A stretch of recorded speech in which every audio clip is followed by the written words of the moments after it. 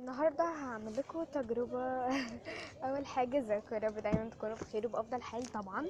النهارده بقى عندنا تجربة اللي هي كيف تحول كلمة كات أو قطة بالإنجليش إلى قطة أو قط.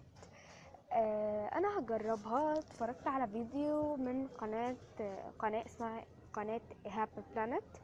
هسيب لكم الرابط بتاع القناة في صندوق الوصف. كمان حبيت ان انا اجرب معاكم التجربة دي عشان لو في حد عايز يجربها يبقى شاف التجربة قدامه. فيلا هبدأ انا معاكم.